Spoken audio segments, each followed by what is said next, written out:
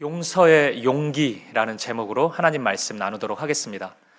남아공 출신의 성공의 목사이자 흑인으로서 평생토록 조국의 인종차별 문제에 맞서 싸웠던 데즈먼드 투투 목사님은 자신의 조국 남아공을 향해서 용서 없이는 미래도 없다는 굉장히 유명한 말을 남겼습니다.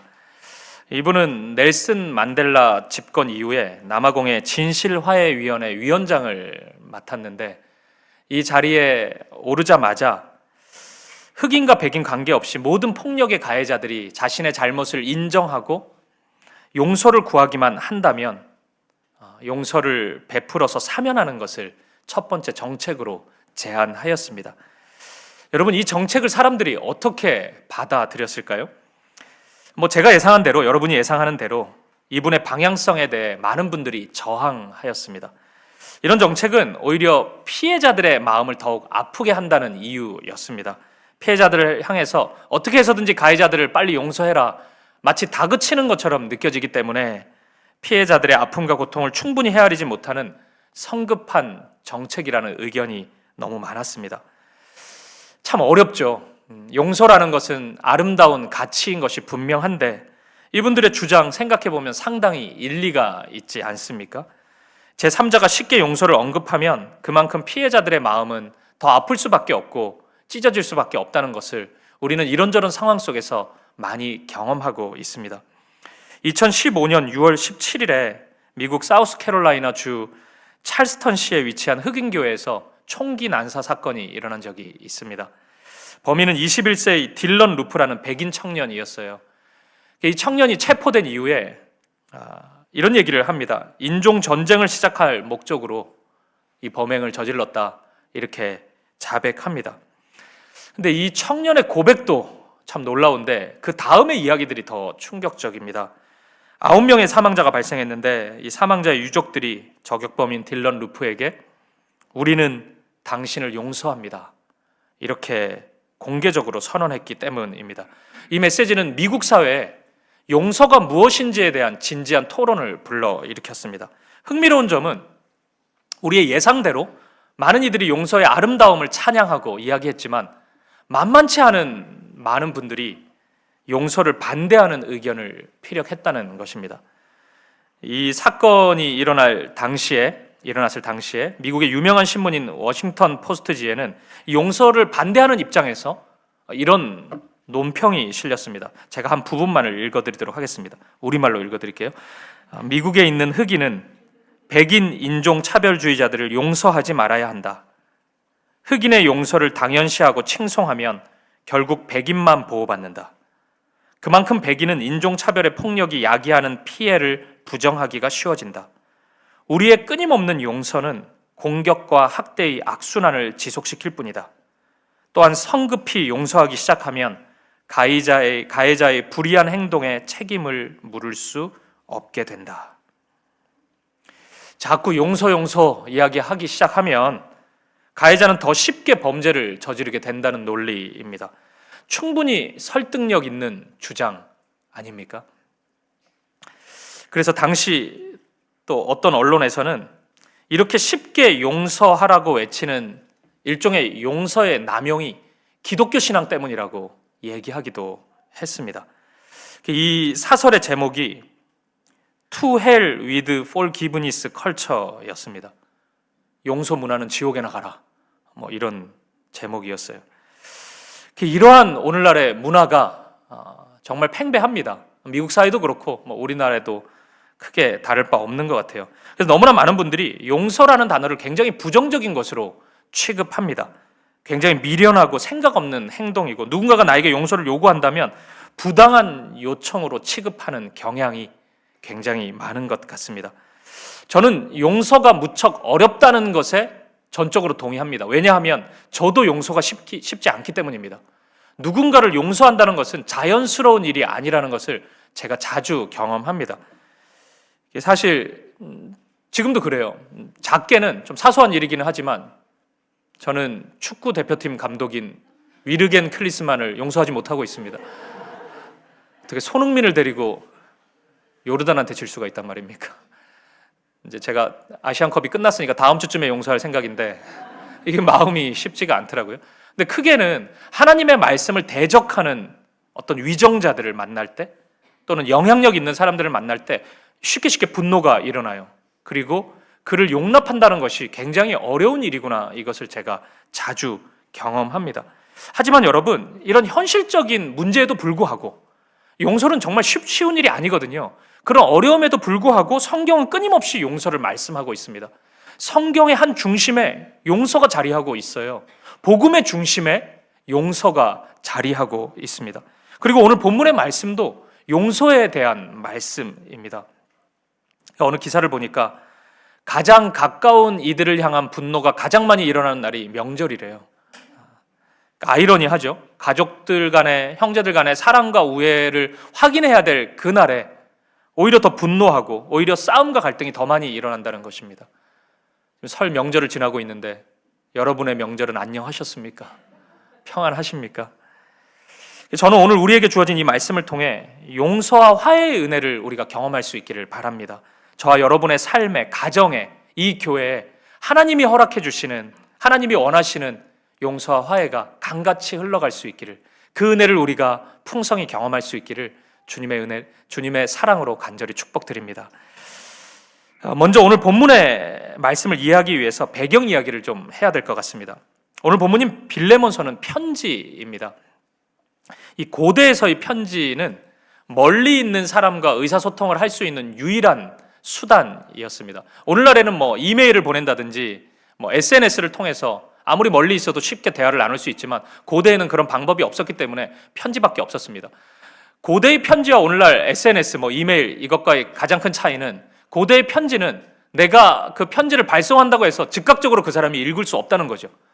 어떤 사람이 정말 먼 거리를 이동했어야 됐고, 그리고 긴 시간이 걸릴 수밖에 없었습니다. 그 말은 곧 이 편지를 쓸 때 가벼운 마음으로 쓸 수 없었다는 겁니다. 이 편지 내용을 수정하고 싶다 그러면 또 한참 많은 시간이 필요하기 때문에 신중하게 한 단어 한 단어를, 한 문장 한 문장을 쓸 수밖에 없었다는 거예요. 우리가 그 마음으로 편지를 좀 접해야 된다는 것입니다. 오늘 함께 나눌 빌레몬서도 1세기의 편지입니다.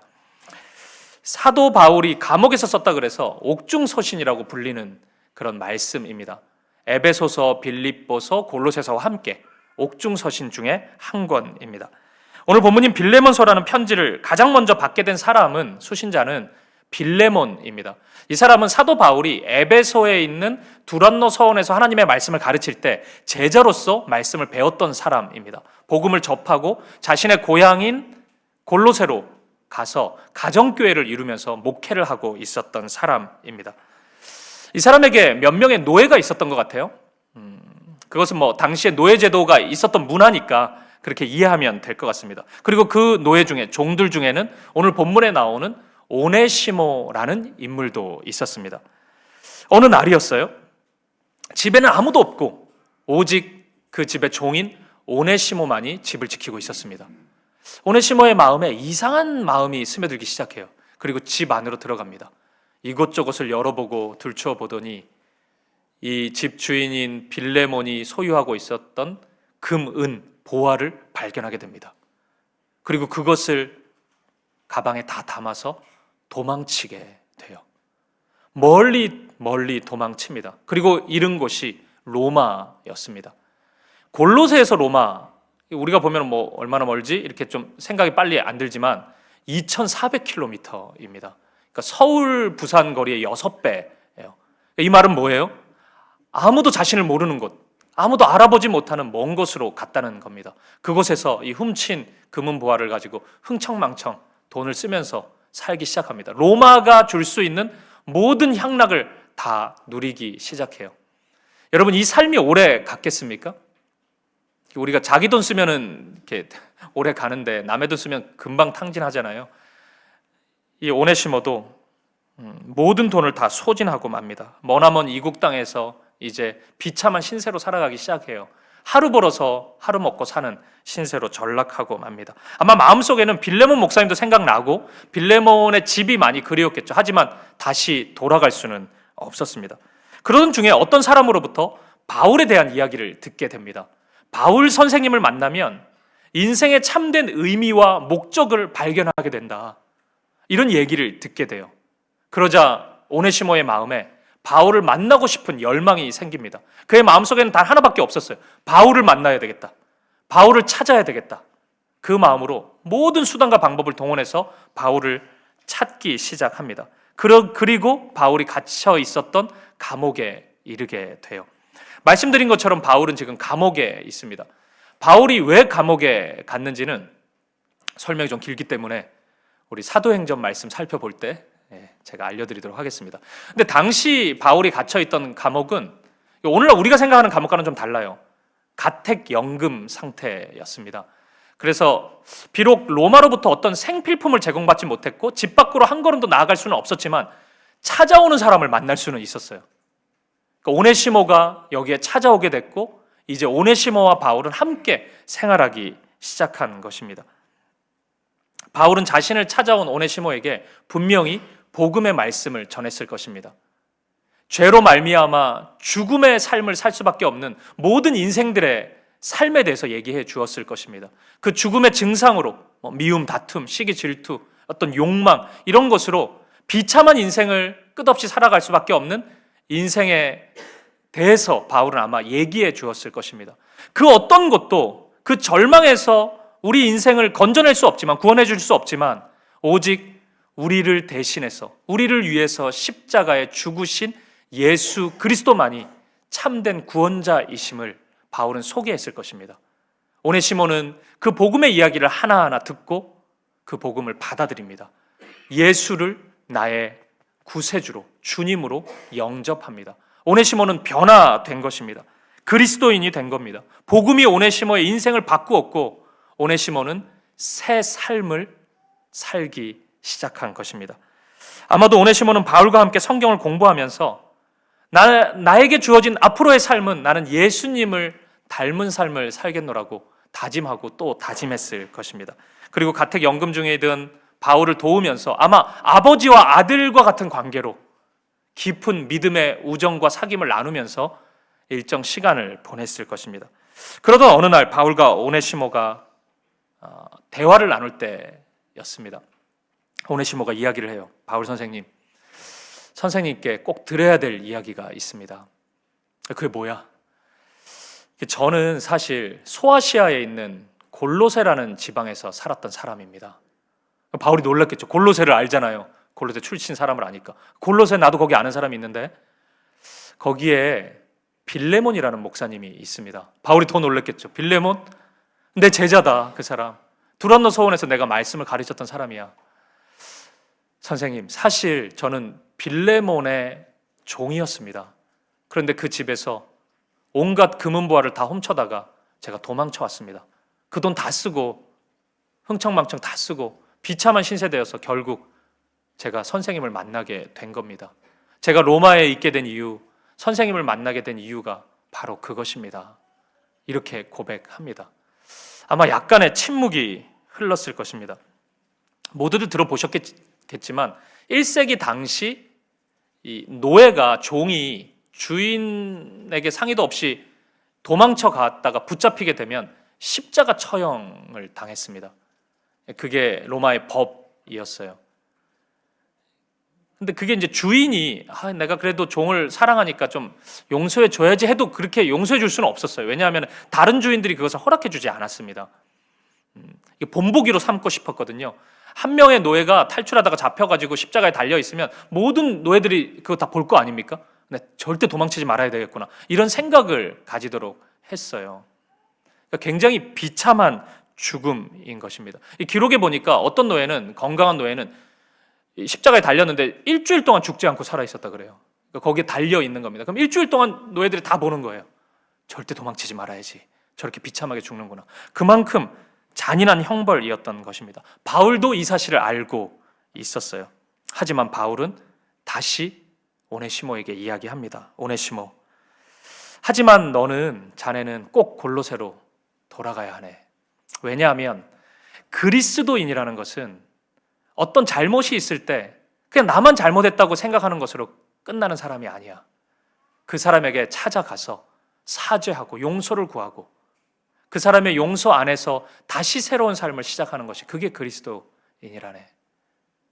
너는 반드시 그곳으로 돌아가야 한다네. 내가 편지를 하나 써줄게. 아마 빌레몬이 내 편지를 받으면 그렇게 박하게 너를 십자가에 못 박지는 못할 거야.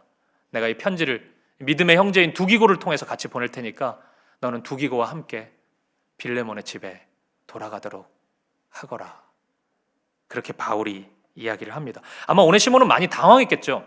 바울 선생님의 이야기를 거절하기도 그렇고, 또 가면은 죽는데, 십자가형인데 가기도 그렇고 굉장히 당황스러웠을 것입니다. 하지만 그럼에도 불구하고 오네시모는 바울의 말에 순종합니다. 그리고 빌레몬의 집을 향해서 두기고와 함께 떠나게 됩니다. 가는 동안 별의별 생각이 다 들었을 겁니다. 이게 진짜 맞나? 가서 비참하게 죽을 텐데 내가 그걸 견딜 수 있을까? 정말 복잡한 심정이었을 거예요. 가슴은 쿵쾅쿵쾅 뛰고 어느 때보다 긴장했을 것입니다. 근데 이런 시간은 되게 금방 가잖아요. 어느덧 골로새에 도착하고 빌레몬의 집 앞에 서게 됩니다. 오네시모가 노크를 할 리는 없고 두기고가 노크를 했겠죠. 똑똑똑, 계십니까? 누군가가 문을 열고 나옵니다. 빌레몬입니다. 빌레몬이 두기고를 보자마자 반갑게 안았겠죠. 왜냐하면 함께 바울에게 공부했던 사이니까. 아유, 두기고 너무 반갑다. 어떻게 지냈냐고. 내가 너무 보고 싶었다고 얼싸안고 그 감격스러운 이야기를 나누었을 것입니다. 하지만 그 시간도 잠시였을 거예요. 두기고 뒤에 서 있는 한 사람, 오네시모를 보았기 때문입니다. 오네시모를 만난 이 빌레몬은 어떤 심정이었을까요? 자신의 모든 것을 훔쳐서 도망간 종이었는데, 여러분이 빌레몬이라면 어떻게 행동했겠습니까? 그냥 쌍욕을 하면서 막 내가 너 때문에 두 다리 뻗고 잔 적이 없다. 나 잘 만났다. 내가 너 죽인다.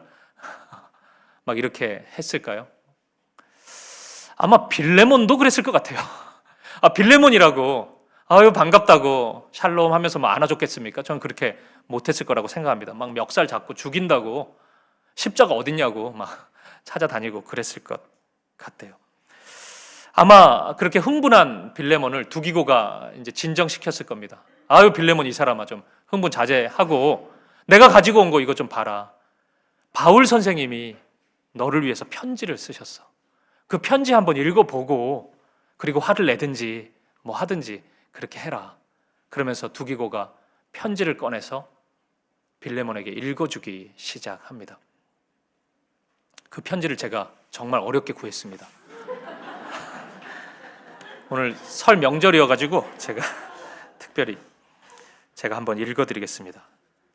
몇 분은 들어오면서 제가 가져가라고 뒀는데 편지 가져오셨습니까? 안 가져오셨어요? 다 가지고 계시죠? 빌레몬서 1장 1절입니다.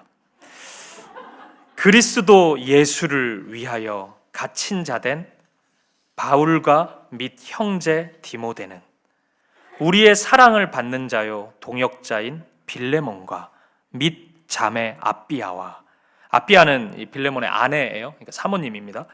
및 우리와 함께 군사된 아키뽀와, 아키뽀는 빌레몬의 아들입니다. 그러니까 아버지를 따라서 목회의 길을 걷고 있는데, 기록에 의하면 그 골로새 지방에 있는 이제 유명한 교회 담임 목사였다고 해요. 골로새 우리가 알고 있는 유명한 교회 하나 있지 않습니까? 라로 시작되는 교회인데, 라오디게아 교회가 있죠. 요한계시록을 보면 이 교회는 좀 심각한 교회였잖아요. 뭐가 없었어요? 차갑지도 않고 뜨겁지도 않은 교회였습니다. 그러니까 막 세속적인 교회였어요. 그러니까 말씀보다는, 복음보다는 세상을 더 사랑했던 교회였다고요. 그런 성도들이 모여 있다 보니까 이 젊은 목사가 오고 하니까 이게 뭐 순종이 됐겠냐고요. 온갖 분란이 다 일어난 겁니다. 그러니까 아키포 목사님이 지금 힘들어가지고 이제 집에서 안식하고 있는 거예요. 너의 집에 있는 교회에게 편지하노니, 이게 이제 가정교회였던 거죠. 3절, 하나님 우리 아버지와 주 예수 그리스도로부터 은혜와 평강이 너희에게 있을지어다. 그리고 4절부터 7절까지는 우리 함께 좀 읽어보도록 하겠습니다. 같이 시작. 내가 항상 내 하나님께 감사하고 기도할 때 너를 말함은 주 예수와 및 모든 성도에 대한 내 사랑과 믿음이 있음을 들음이니 이로써 내 믿음의 교제가 우리 가운데 있는 선을 알게 하고 그리스도께 이르도록 역사하느니라. 형제여, 성도들의 마음이 너로 말미암아 평안함을 얻었으니 내가 너의 사랑으로 많은 기쁨과 위로를 받았노라. 아멘. 저는 오늘 이 편지를 다 읽을 겁니다. 지금 4절부터 보면 엄청나게 칭찬을 많이 하잖아요. 이게 사람의 심리가 뭐 큰 부탁을 하기 전에 이런 칭찬을 많이 하지 않습니까? 그런 느낌이 좀 들어요. 그러니까 네가 너로 인해서 얼마나 내가 감사하고 너의 소식을 들으면서 얼마나 기쁜지 모르겠다 막 이런 얘기를 하는 거예요. 8절을 한번 보십시오. 이러므로 내가 그리스도 안에서 아주 담대하게 내게 마땅한 일로 명할 수 있으나 9절 도리어 사랑으로서 강구하노라. 나이가 많은 나 바울은 지금 또 예수 그리스도를 위하여 갇힌 자 되어. 그러니까 명령할 수 있는데 내가 명령은 안 하고 사랑으로서, 또 명령 같지만 어쨌든 사랑으로서 강구한다는 거예요. 그러면서 또 얘기하는 거예요. 나는 지금 감옥에 갇혀 있다.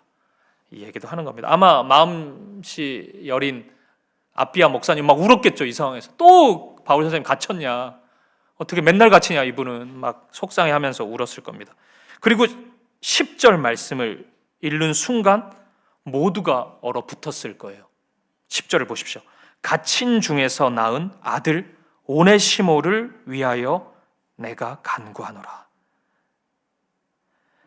순간 빌레몬은 오네시모를 쏘아 붙였을 겁니다. 네가 뭔데 지금 바울 선생님이 너를 아들이라고 하냐? 너 무슨 짓을 한 거냐 도대체 바울 선생님한테. 너 같은 국제 범죄자를 어떻게 지금 바울 선생님이 아들이라고 부를 수 있냐? 아마 이렇게 외쳤을 겁니다. 두기고는 또 말리고 막 상황들이 그려지죠. 이 사람은 좀 흥분 가라앉히고 마저 편지 다 읽고 화를 내라 막 이렇게 했을 겁니다. 11절을 보세요. 그가 전에는 내게 무익하였으나 이제는 나와 내게 유익함으로. 이 오네시모라는 이름이 유익한 자라는 뜻입니다. 그러니까 지금 바울은 이 이름을 가지고 약간의 워드 플레이를 하고 있는 겁니다. 그러니까 이전에는 오네시모가 이름과는 달리 무익한 사람이었으나 지금은 하나님 앞에서 우리에게 진짜 유익한 자가 되었다. 그렇게 얘기를 하는 겁니다. 이게 약간의 우리 바울 생각하면 되게 날카롭고 사람이 막 피도 눈물도 없을 것 같지만 이게 유머 감각이 있는 거예요. 이 유머입니다. 이게 그렇게 안 하다군요. 바울이 유머러스한 사람인 거예요. 저하고 비슷한 사람인 겁니다. 12절 말씀 보세요. 이제부터가 중요합니다. 내게 그를 돌려보내노니 그는 내 신복이라.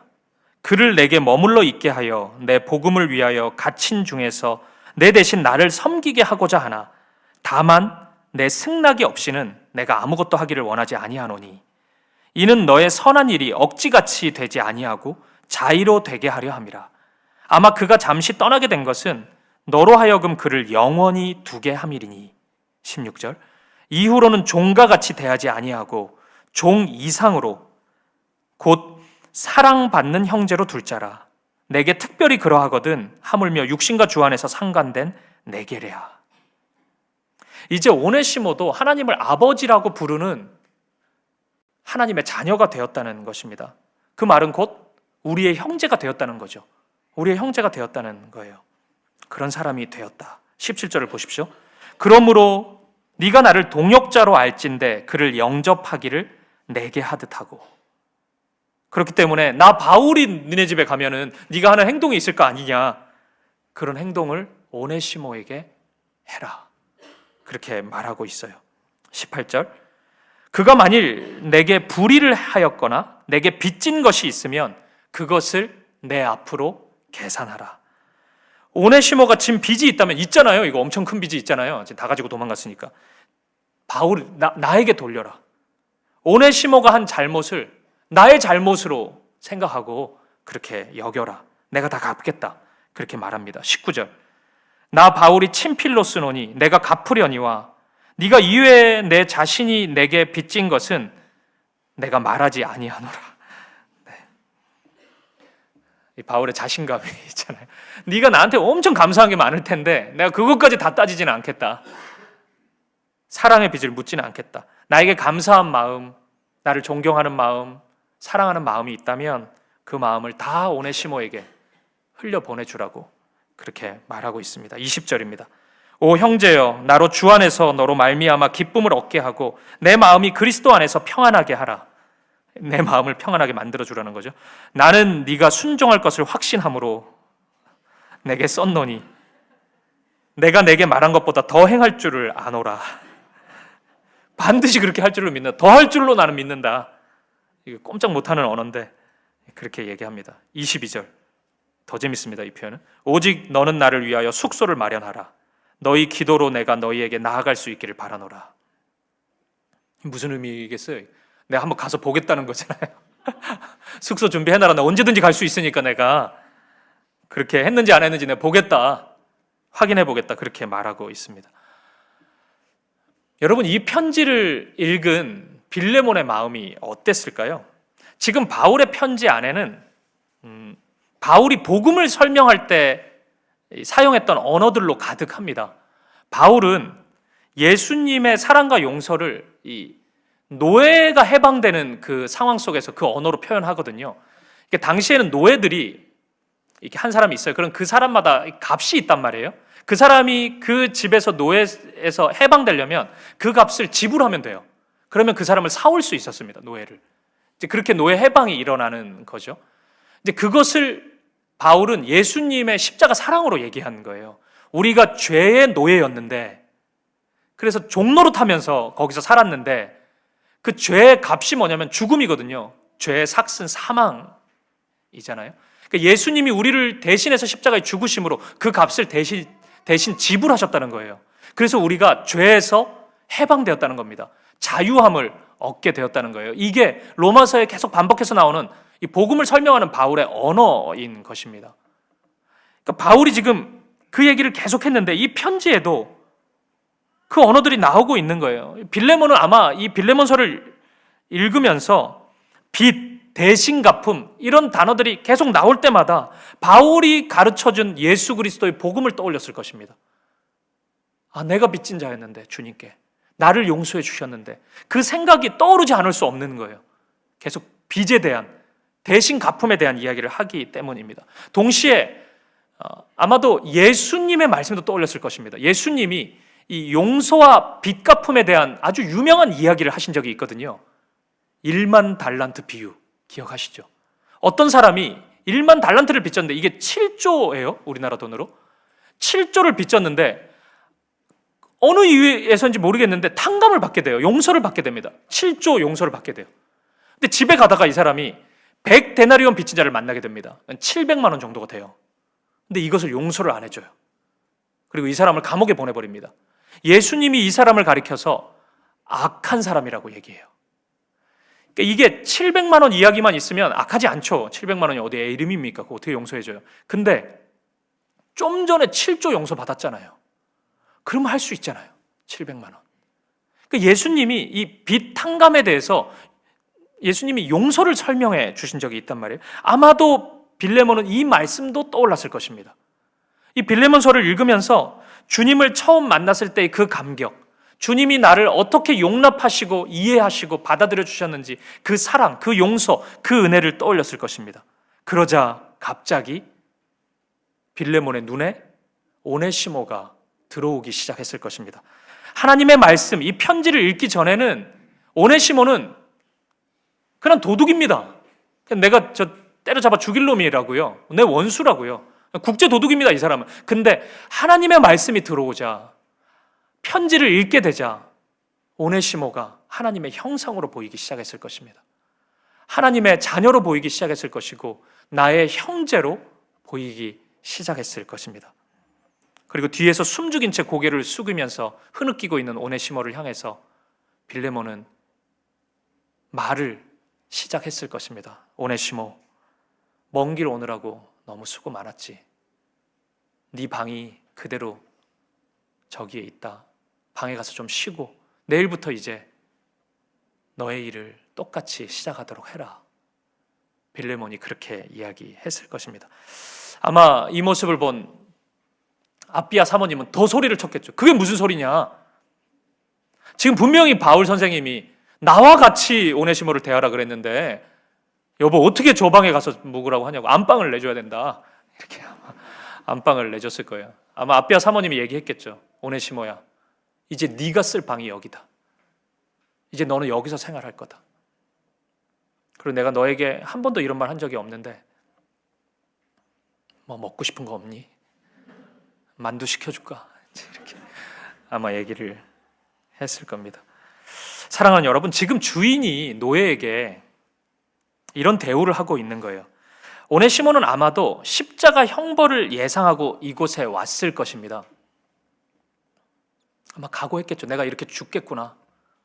그래, 바울 선생님도 만났고 예수님도 만났는데 죽으면 어때? 그냥 죽자. 이 자포자기의 심정으로 여기까지 왔을 것입니다. 그런데 지금 오네시모는 노예가 아니라 형제의 대우를 받고 있습니다. 이 순간을 통해 아마 오네시모는 바울을 통해서 경험했던 그 십자가의 사랑과 용서, 그게 아마 머리로 이해되고 마음으로 믿음으로 고백이 됐을 거예요. 그것을 몸소 느꼈을 겁니다. 그 사랑이 이런 거였구나. 그 용서는 이런 거였구나. 이토록 크고 깊은 거였구나. 내가 감당할 수 없는 것이구나. 그 감격 속에 사로잡혔을 것입니다. 사랑하는 여러분, 이것이 하나님 안에서의 사랑입니다. 이것이 예수님의 사랑을 경험한 이들에게 발산되어지는 아름다운 사랑의 모습인 것이에요. 이제 오네시모는 단순히 용서받은 것으로 끝나지 않습니다. 용납된 사람이 됩니다. 받아들여진 사람이 된 것입니다. 여러분, 용서와 용납은 다르잖아요.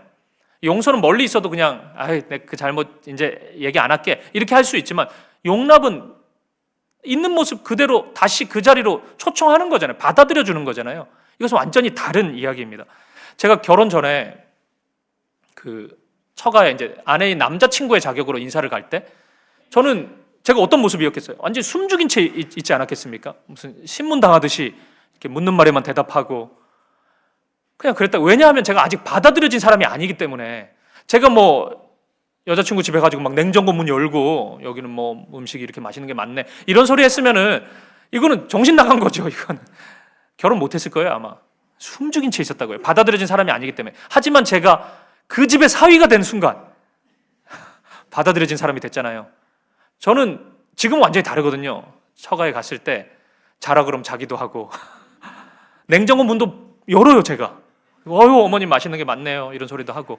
제가 이런 이야기를 할 수 있는 이유는 받아들여진 사람이 됐기 때문이죠. 그 집에 마치 아들과 같은 사람이 되었기 때문에 그런 행동을 할 수 있는 겁니다. 이 용납된다는 것은 정말 놀라운 일이에요. 오네시모가 그 은혜를 경험한 것입니다. 저와 여러분이 하나님 안에서 그런 은혜를 경험한 것이에요. 우리가 용서받은 사람이고 하나님 아버지 앞에서 용납된 사람인 것입니다.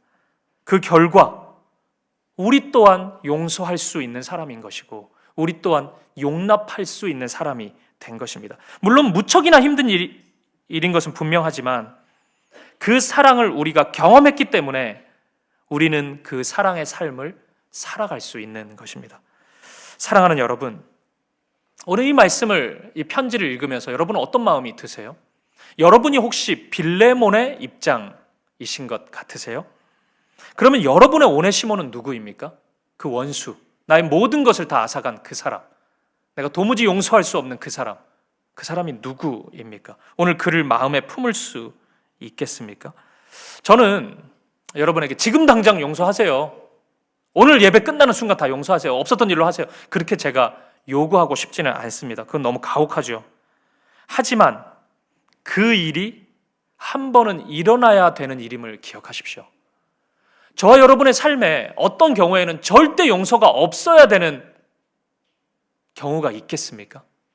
하나님이고 뭐고 이거는 용서가 절대 안 돼, 이렇게 해야 되는 일이 있겠어요? 그것이 하나님의 마음이겠습니까? 하나님의 은혜 안에서 오네시모가 오고 있는지 모릅니다. 하나님은 그 오네시모를 준비시키시고 그 오네시모를 우리에게 보냈는지 몰라요. 이제 그가 내 눈앞에 도착할 시간이 찾아오고 있습니다. 그게 얼마간의 시간인지 모르지만 저는 여러분이 빌레몬의 마음으로 준비할 수 있기를 바랍니다. 오네시모가 내게 왔을 때 막 뺨 때리고 막 죽이려 그러고 십자가 찾고 내가 죽이겠다고 그렇게 반응하지 않기를 바랍니다. 그 오네시모가, 오늘 성경의 오네시모가 우리에게 찾아왔을 때 오늘 빌레몬처럼 반응할 수 있기를 바랍니다. 혹시 저와 여러분의 입장이 오네시모의 입장인지도 모르겠습니다. 용서를 구하고 싶은 사람이 있는지도 모르겠어요. 오늘 당장 그를 찾아가서 무릎 꿇고 용서를 구하지는 못하더라도 기도를 시작할 수 있기를 바랍니다. 빌레몬을 향해 걸어가는 그 회개의 여정을 출발해 볼 수 있기를 바랍니다. 가는 길이 힘겨울 거예요. 굉장히 무거울 겁니다. 하지만 하나님께서 빌레몬을 준비시켜 놓으실 것입니다. 빌레몬이 여러분을 기다리고 있을 것입니다. 그러니 그 길을 걸어갈 수 있기를 바랍니다. 그리고 반드시 빌레몬과의 만남을 통해서 용서와 화해, 용납의 은혜를 경험할 수 있기를 축복합니다. 그 은혜가 저와 여러분의 삶에 시작될 수 있기를 주님의 이름으로 간절히 축복드립니다. 말씀을 마무리하겠습니다. 사랑하는 여러분, 기억하십시오. 하나님은 이런 방식으로 하나님의 나라를 이루어 가십니다. 용서 안 하는 거 쉽죠. 또 어떻게 보면 굉장히 합리적입니다. 용서하는 게 힘들고 용서 안 하는 것은 편하고 쉬운 길일 수 있습니다. 하지만 여러분, 하나님은 그런 방식으로 일하시지 않는다는 것이에요. 예수님이 우리에게 그렇게 일하시지 않았어요. 죄 덩어리인 우리를 바라보시면서 야, 너 같은 사람을 내가 어떻게 용서하냐, 너 같은 사람을 위해서 내가 어떻게 십자가에 죽냐, 그렇게 말씀하시지 않았습니다. 기꺼이 나를 대신해서 십자가에 죽으셨습니다. 그렇게 용서하고 받아들여 주셨습니다. 그것이 하나님의 방법입니다. 하나님 나라를 시작하시는 방법이고 하나님 나라를 이루어 가시는 방법입니다. 우리의 용서를 통해서, 우리의 화해를 통해서, 우리의 용납을 통해서 하나님의 나라가 우리의 삶 가운데 세워집니다. 보십시오. 이른과는 달리 무익한 이 욕망으로 살았던 오네시모를 변화시키십니다.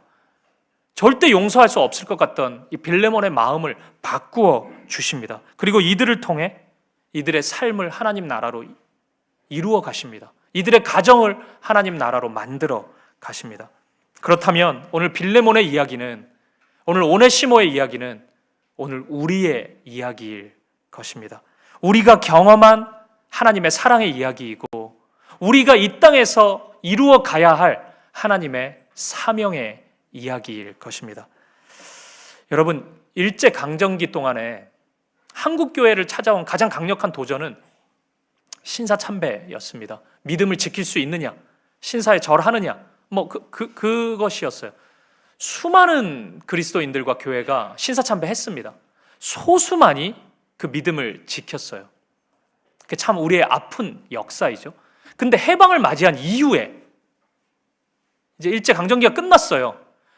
해방 이후 한국교회를 찾아온 가장 강력한 도전이 무엇인지 아십니까? 그것은 신사참배를 한 사람과 하지 않은 사람이 함께 예배를 드리는 일이었습니다. 그 여러분 어떻게 생각하십니까? 여러분이 신사참배 안 했어요. 그래서 온갖 고문 다 당하고 감옥에서 진짜 그 차가운 바닥에서 자고 막 힘겹게 버텼어요. 근데 해방이 됐어요. 자유를 얻었어요. 교회에 돌아왔어요. 근데 많은 사람들이 앉아있어요. 다 신사참배 한 사람들이에요. 그 사람들 옆에서 예배 드릴 수 있습니까? 그를 형제 자매로 부를 수 있어요? 인사 나누시죠? 샬롬 이거 할 수 있어요? 그거 굉장히 어려운 일이었을 것입니다. 실제 한국교회가 그것을 이루어 가지 못했습니다. 어떤 성도님이 물으셔요. 목사님, 우리나라에 왜 이렇게 대한예수교 장로회가 많아요? 100개도 넘거든요. 근데 여러분, 이게 이제 이런 교단이 나누게 된 이유가 매우 다양하게 있는데 그 중에 아주 중요한 이유 중에 하나가 이겁니다. 우리 교단은 대한예수교 장로회 합동입니다. 우리나라에서 제일 큰 교단이에요. 신사참배 했습니다. 우리는 그 자리에 그냥 지키고 있었던 사람들이란 거라고요. 근데 부산에 가면은 대한예수교 장로회 고신이라는 교단이 있습니다. 그 고신대학교가 있는. 그분들 신사참배 안 했어요. 그래서 나뉜 거예요. 배우는 거 똑같거든요. 가보면은. 그때 나뉘었어요. 함께 하지 못했습니다. 온갖 교단들로 다 나뉘어서 그 안에서도 적극적으로 신사참배 안 한 또 사람들과 또 소극적으로 어떻게 한 사람 또 나눴어요. 그 안에서도 또 교단이 또 막 여러 개로 나뉘어져 있고 그렇게 다 나뉜 겁니다. 함께 하지 못했습니다. 그러니까 굉장히 어려운 일이에요. 이게 용서라는 것은, 용납한다는 것은 가볍게 이야기할 수 있는 문제는 아닙니다. 저는 그것을 분명히 전제하고 싶어요. 한국 교회사가 그것을 증명해 주고 있으니까요. 하지만 여러분, 하나님이 그것이 어렵다고 해서 그거 하지 마라 그러면은 이렇게 말씀하십니까? 아닙니다. 우리에게 요구하십니다. 우리 그거 할 수 있을까요? 할 수 있습니다. 하지만 우리가 하는 것이 아닙니다. 우리 안에 계신 예수님이 하십니다. 예수님이 그 일을 이루세요. 우리 안에 흘러온 그 예수님의 사랑이 우리를 그런 용서의 삶으로, 용납의 삶으로 인도해 가십니다. 내가 죽고 예수님만이 내 안에 사실 때, 오직 예수님만이 흥황해질 때, 내 삶의 주인이 될 때, 나를 향한 예수님의 용서가 누군가를 향한 나의 용서가 됩니다. 나를 용납하셨던 예수님의 그 사랑이 누군가를 향한 나의 용납이 되고 나의 용서가 되고 나의 받아들이는 은혜가 됩니다. 사랑하는 여러분, 예수님께서 그 사랑으로 우리를 바꾸어 주셨습니다. 고아 같은 우리를 아들로 바꾸어 주셨습니다. 창기와 같은 우리를 순결한 신부로 바꾸어 주셨습니다. 영원한 저주 아래 거해야 되는 우리를 영원한 축복으로 바꾸어 주셨습니다. 그 예수님께서 오늘 저와 여러분에게 말씀하십니다. 내가 너를 용서한 것 같이 너도 가서 용서하라. 오늘 그 주님의 말씀을 마음에 새기고 용서의 삶, 용납의 삶을 출발할 수 있는 저와 여러분 되시기를, 그 아름다운 은혜가 온전히 성취되는 저와 여러분의 삶이 되기를, 그런 우리 사김의 교회가 되기를 주님의 이름으로 간절히 축복드립니다.